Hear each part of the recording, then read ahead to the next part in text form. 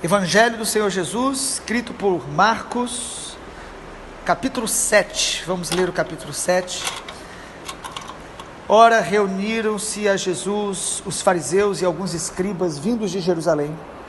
E vendo que alguns discípulos dele comiam pão com as mãos impuras, ou seja, por lavar, pois os fariseus e os judeus observavam a tradição dos anciãos, não comiam sem lavar cuidadosamente as mãos.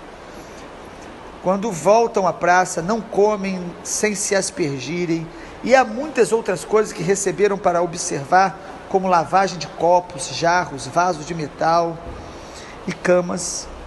Interpelaram-no os fariseus e escribas: por que não andam os teus discípulos conforme a tradição dos anciãos, mas comem com as mãos por lavar? Respondeu-lhes: bem profetizou Isaías a respeito de vós, hipócritas. Como está escrito: este povo honra-me com os lábios, mas o seu coração está longe de mim. E em vão me adoram, ensinando doutrinas que são preceitos de homens. Negligenciando o mandamento de Deus, guardais a tradição dos homens. E disse-lhes ainda: jeitosamente vocês rejeitam o preceito de Deus, para guardardes a vossa própria tradição. Pois Moisés disse: honra teu pai e a tua mãe. Quem maldisser a seu pai ou a sua mãe, seja punido de morte. Vós, porém, dizeis: se um homem disser ao pai ou à mãe, aquilo que eu poderia aproveitar de mim é corbã, ou seja, oferta para o Senhor, então me dispensa de fazer qualquer coisa em favor do meu pai ou da mãe. Invalidam a palavra de Deus pela vossa tradição, mas vós mesmos transmitiste e fazeis muitas outras coisas semelhantes. Convocando ele de novo a multidão, disse-lhes: ouvi-me todos e entendei. Nada há fora do homem que, entrando nele, o possa contaminar. Mas o que sai do homem é o que contamina. Se alguém tem ouvidos para ouvir, ouça. Quando entrou em casa, deixando a multidão, os seus discípulos interrogaram acerca da parábola. Então Jesus disse: assim vós também não entendeis? Não compreendeis que tudo o que de fora entra no homem não o pode contaminar? Porque não lhe entra no coração, mas no ventre, e sai para lugar escuso, e assim considerou ele puros todos os alimentos. E dizia: o que sai do homem, isso é o que o contamina, porque de dentro do coração dos homens é que procedem os maus desígnios, a prostituição, os furtos, os homicídios, os adultérios, a avareza, as malícias, o dolo, a lascívia, a inveja, a blasfêmia, a soberba, a loucura. Ora, todos esses males vêm de dentro e contaminam o homem. Levantando-se, partiu dali para as terras de Tiro e Sidom, e tendo entrado numa casa, queria que ninguém soubesse. No entanto, não pôde se ocultar, porque uma mulher que tinha uma filhinha possessa de espírito imundo, tendo ouvido a respeito dele, veio e se prostrou aos seus pés. A mulher era grega, de origem sírio-fenícia, rogava-lhe que expelisse de sua filha o demônio. Mas Jesus disse: deixa primeiro que se fartem os filhos, não é bom tomar o pão dos filhos e lançá-lo aos cachorrinhos. Ela, porém, disse: Senhor, sim, mas os cachorrinhos comem debaixo da mesa das migalhas das crianças. Então lhe disse: por causa dessa palavra, podes ir, o demônio já saiu da sua filha. Voltando ela para casa, achou a menina sobre a cama, pois o demônio a deixara. De novo se retirou das terras de Tiro e foi para Sidom, até o mar da Galileia, ali para o território de Decápolis, e trouxeram um surdo e gago e suplicaram que impusesse as mãos sobre ele. Jesus o tira da multidão à parte, pôs os dedos nos ouvidos, tocou a língua com saliva, depois, erguendo os olhos ao céu, suspirou e disse: Efatá, que quer dizer abre-te. Abriram-se-lhe os ouvidos e lhe soltou o empecilho da língua e falava desembaraçadamente. Mas lhes ordenou que a ninguém dissesse. Contudo, quanto mais recomendava, mais eles divulgava. Maravilhavam-se sobremaneira, dizendo: tudo ele tem feito esplendidamente bem. Não somente faz ouvir os surdos, como falar os mudos. Louvado seja o nome do Senhor. Capítulo 7. Quero compartilhar um pouco sobre os confrontos de Jesus à natureza humana. O Senhor Jesus veio para morrer em nosso lugar, para pregar o evangelho do reino de Deus, e o evangelho do reino de Deus e o próprio Senhor Jesus vão sempre confrontar a natureza humana. Jesus veio nos ensinar a viver não conforme o nosso coração, mas conforme o coração de Deus, conforme a vontade de Deus, que é boa, agradável e perfeita. O homem, ele é mau na sua natureza. O pecado tornou todos os nascidos de mulher, todos os seres humanos foram contaminados pelo vírus do pecado. Por isso, quando nós vamos ouvir Jesus ou queremos buscar a Deus, nós precisamos estar conscientes de que Ele vai nos confrontar nossos pensamentos, nossa natureza pecaminosa de várias maneiras. Pelo menos 3 confrontos que eu quero compartilhar. O primeiro, Jesus confronta a religiosidade. Capítulo 7, versículo 1 até o 23. Jesus, mais uma vez, ele é atacado pelos fariseus e pelos saduceus, ou aqui os escribas, melhor dizendo. Os fariseus e escribas, versículo 1 diz que eles vieram a Jesus, e eles eram os religiosos mais dedicados, mais zelosos daquele tempo entre os judeus, mas estavam totalmente contaminados pelo esse espírito de religiosidade.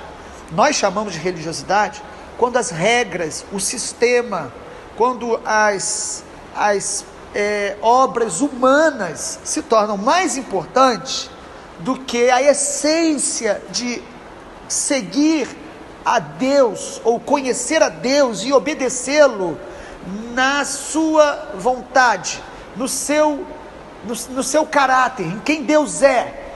A religiosidade é quando nós estabelecemos regras, normas, práticas, e começamos a dizer, quem não faz isso está totalmente perdido, e quem faz é melhor do que os outros.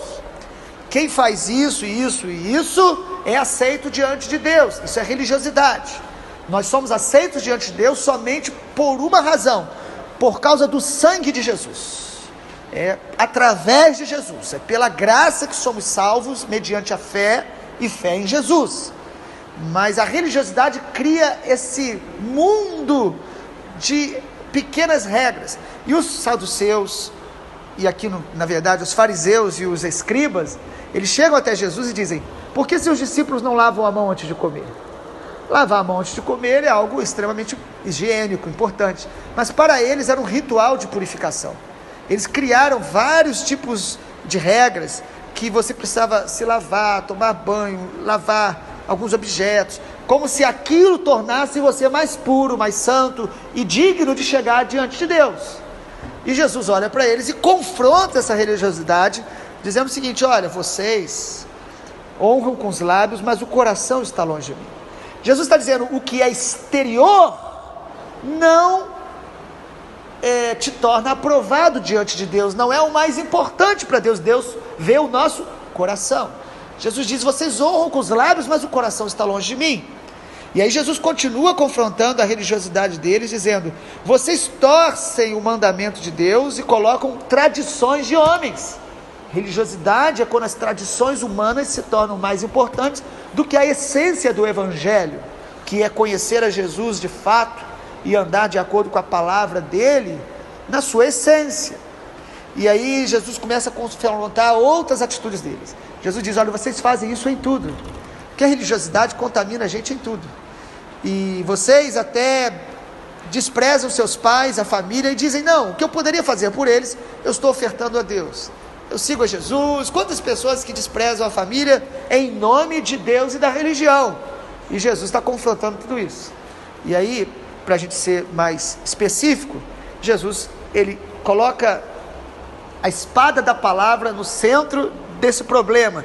Ele fala no versículo 14 e 15, não é as coisas de fora, ou não são as coisas de fora que entram, que contaminam o homem, mas é o que sai. De onde vêm os nossos problemas? De onde vem o nosso pecado? Nós gostamos de culpar os outros. Eu fui tentado por causa daquela pessoa, por causa do diabo. Mas o texto, Jesus vai no cerne do problema. Ele diz no versículo 20, o que sai do homem é o que o contamina, porque dentro do coração do homem é que estão os maus desígnios. Todos nós temos dentro do nosso coração inclinações para o mal. Todos nós temos dentro do coração cobiças, como diz lá em Tiago, que a cobiça que está dentro de nós, quando ela dá à luz, ela concebe o pecado. Todos nós temos que detectar isso pelo Espírito Santo, pela palavra e também por irmãos em Cristo, pessoas que podem estar perto da gente para perceber. E Jesus fala, o coração do homem tem tudo isso, olha, maus desígnios, prostituição, furtos, homicídios, adultério, avareza, malícia, ódio, lascívia, inveja. Jesus está dizendo, essas coisas estão dentro do coração do homem, e não é com uma lavagem exterior, ou com uma religiosidade que isso se muda, isso se transforma. Mas eu vou falar de mais 2 confrontos de Jesus, e a gente conclui falando de como que Jesus realmente transforma a gente. Segundo confronto de Jesus, está a partir do versículo 24 até o 29, Jesus confronta o orgulho de uma mãe. É meio estranho falar isso, mas a maneira que Jesus trata essa mulher, gente, é um confronto que qualquer um de nós, se isso acontecesse hoje, nós ficaríamos, no mínimo, constrangidos com Jesus. Porque a mulher chega desesperada, dizendo, olha, eu estou com uma filha endemoniada. E desesperada, ela se lança aos pés de Jesus. O texto lá de Mateus diz que ela já estava ali atrás, e os discípulos falaram, olha Jesus, a mulher está aí. E Jesus parecia que não estava nem aí para ela. Você vê que no versículo 26, diz assim, rogava-lhe que expelisse o demônio da sua filha. Mas Jesus chega e diz, primeiro o pão tem que ser dado aos filhos. Eu não vou pegar o pão dos filhos e dar aos cachorrinhos. Irmãos, é discriminação isso aqui, né? Isso aqui é questão séria. Jesus chamou aquela mulher de cachorrinha. Na verdade, Jesus está mostrando ali que o ministério dele era prioritário, inicialmente era para alcançar primeiro os judeus, e ela era uma mulher de origem grega. E olha que os gregos tinham todo um orgulho pela sua cultura, pela sabedoria, pela sua língua. Desde Alexandre o Grande, a cultura grega se expandiu tanto que até hoje influencia a nossa maneira de pensar ocidental. E de repente Jesus fala para ela assim, olha, eu estou alimentando primeiro os filhos. Mas por que Jesus falou isso? Certamente Jesus estava querendo confrontar o orgulho daquela mulher. E a mulher, ao invés de sair chateada e falar, não volto mais nessa igreja, a mulher fala assim, mas os cachorrinhos comem das migalhas que caem da mesa, que as crianças deixam cair.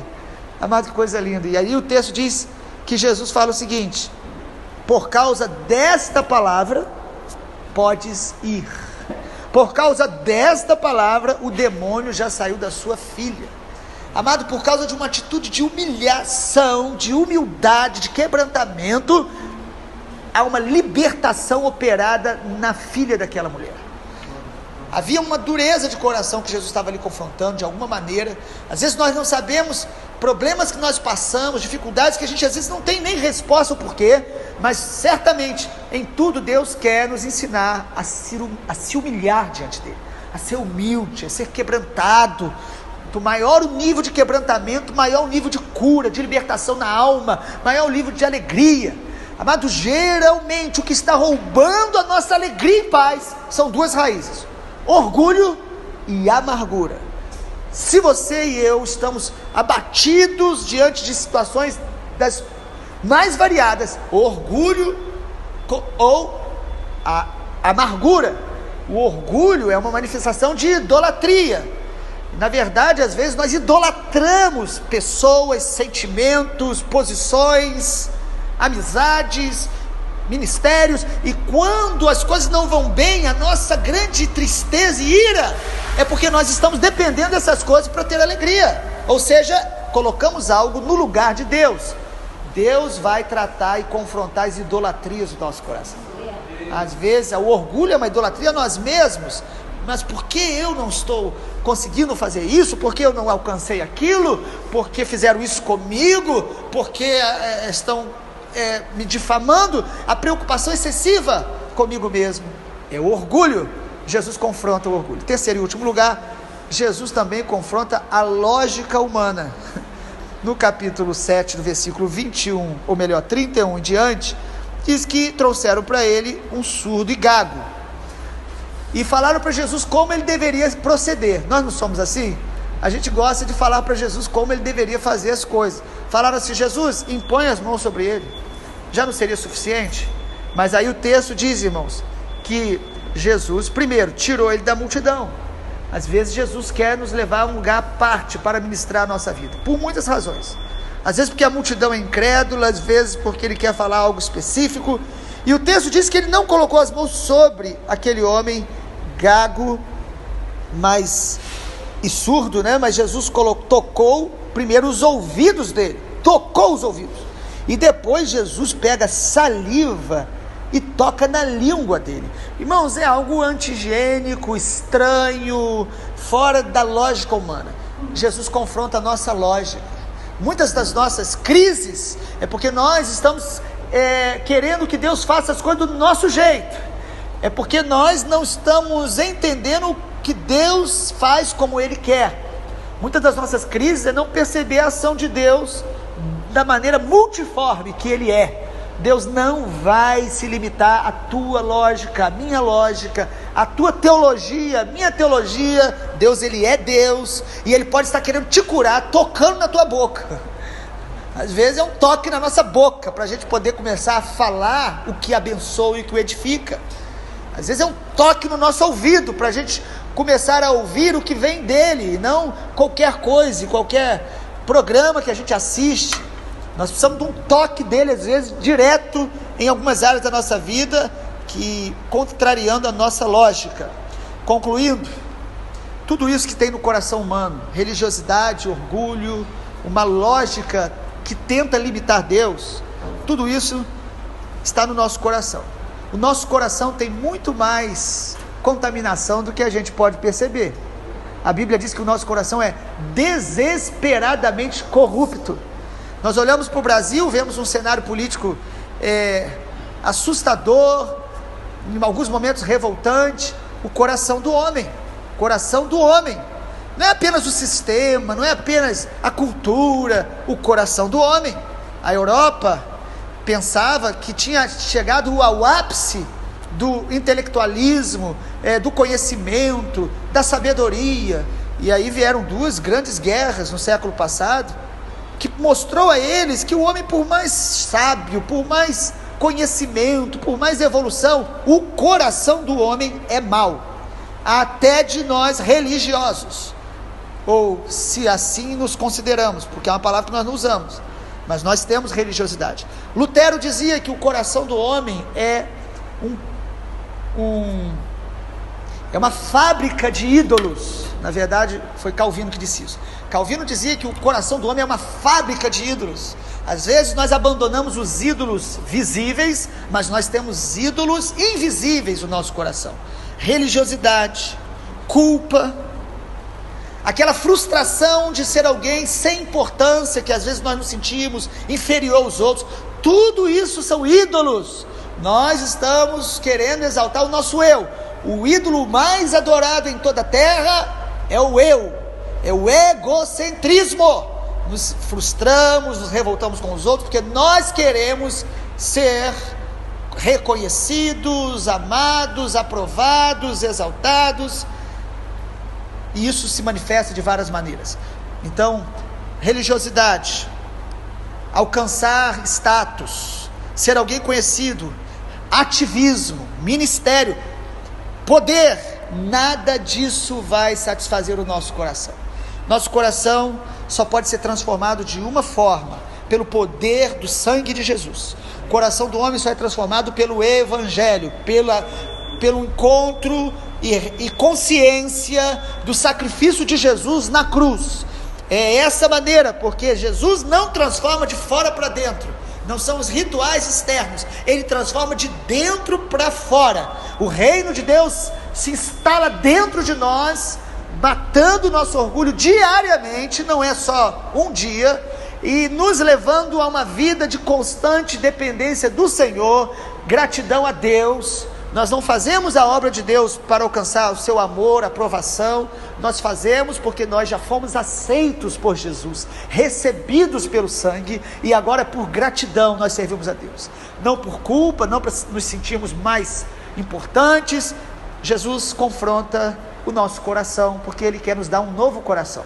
Ele diz: filho meu, dá-me o seu coração. A palavra de Deus diz em Provérbios: Entrega o coração, o mais profundo do seu interior, suas motivações, seus desejos. Deixa a palavra de Deus te sondar diariamente, para Ele te purificar de dentro para fora.